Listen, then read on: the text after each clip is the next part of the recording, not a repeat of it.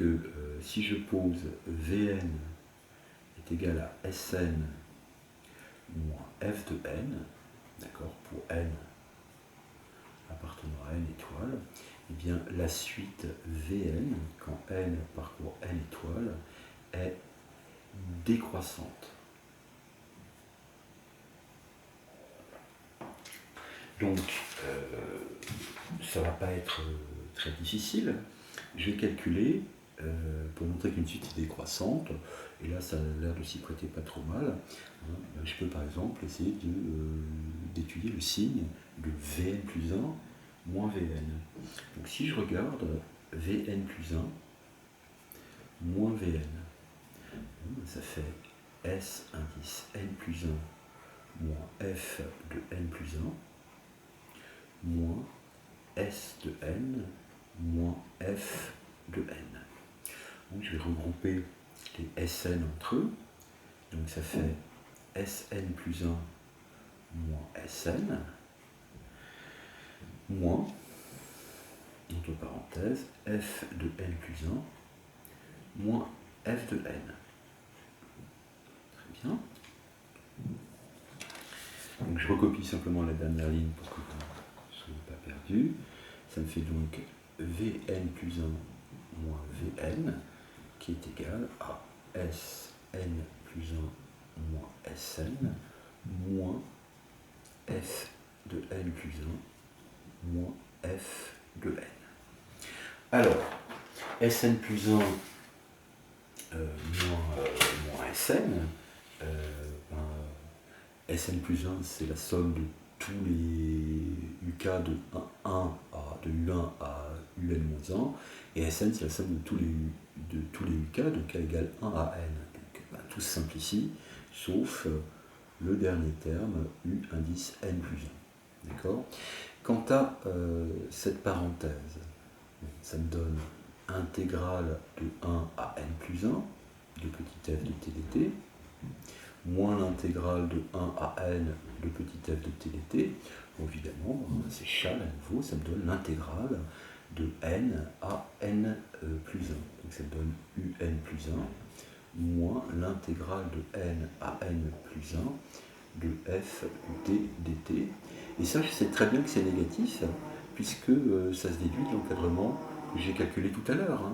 Tout à l'heure, j'ai montré que quel que soit k supérieur ou égal à 1, l'intégrale de n à n plus 1 de f de t dt était plus grande que f de n plus 1, c'est-à-dire un plus 1, et elle était plus petite que f de n, c'est-à-dire un. Cette partie-là ne m'intéresse pas. D'accord ? Ça m'intéresse pas. Donc, cette quantité-ci, d'accord, elle est plus grande que cette quantité-là, donc leur différence est négative. Et donc, je viens de démontrer que la suite était décroissante. Enfin, la conclusion, c'est d'essayer de montrer que si on pose donc tout le temps pour n supérieur ou égal à 1, Wn est égal à la somme de k égale 1 à n des 1 sur k moins log de n.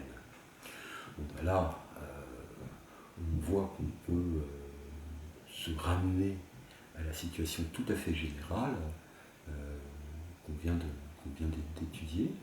Il suffit de considérer la fonction f qui part de 0 plus l'infini et qui arrive dans R, qui a t, associe donc f de t, qui aurait comme expression 1 sur t. Cette fonction, elle vérifie bien les hypothèses. Elle est continue sur 0 plus l'infini, elle est positive sur 0 plus l'infini, et elle est décroissante. Donc tout ce que je viens de raconter a lieu. Donc, en particulier, on sait que Vn, qui est égal à donc Sn moins f de n, est décroissante, est une suite décroissante. Mais ici, Sn, qu'est-ce que c'est ? Sn, c'était la somme de k égale 1 à n des f de k. Et grand F, c'était l'intégrale de 1 à n de f de t dt. Donc sur cet exemple, ça donne la somme de k égale 1 à n d1 sur k, moins l'intégrale de 1 à n de dt sur t. Bon, ça fait log de n, qui est justement la suite Wn. Donc je sais que la suite Wn, quand n parcourt, voilà, elle est décroissante. Ce qu'on me demande, c'est de montrer qu'elle est convergente. Donc en fait, je n'ai plus grand chose à faire. Pour montrer qu'elle est convergente, ben, il me suffit de faire quoi? Il me suffit de montrer que cette suite est minorée. Alors là, c'est pas très difficile de voir qu'elle est minorée. Pour quelle raison? Parce que tout à l'heure, je vous rappelle, j'ai essayé de retrouver les encadrements. Alors, l'encadrement qui m'intéresse,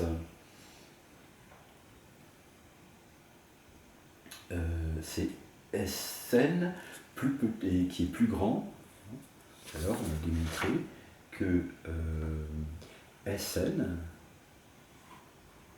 est plus grand que f de n plus 1. D'accord? Mais f de n plus 1, en fait, c'est f de n plus l'intégrale de n à n plus 1 de f de t dt. D'accord? Donc, je vais avoir Sn moins Fn, donc Sn moins f de n, ça va être plus grand que cette intégrale-là. L'intégrale de n à n plus 1 de f de t dt. Je suis désolé, mes voisins profitent tous du confinement pour faire des travaux ou mettre leurs enfants dans la cour, ce qui fait qu'il y a du bruit chez moi. Mais confus. D'accord. Donc ici, f de t, c'est 1 sur t. Et donc cette intégrale-là, une primitive de 1 sur t sur n plus 1, c'est évidemment log de t. Et donc ça fait log de n plus 1 sur n. Cette chose-là vaut log de n plus 1 sur n. D'accord. Évidemment, n plus 1 sur n, ben, c'est plus que 1. Donc ce log est lui-même positif. Et cette quantité-là, c'était Wn. Donc Wn, on a dit tout à l'heure qu'elle était décroissante. On voit maintenant qu'elle reste positive, donc elle est minorée. Et donc Wn est une suite convergente. C'est une suite convergente. Alors, pour la petite histoire, mais quand même c'est important, il se trouve ici que la limite sur cet exemple-là, donc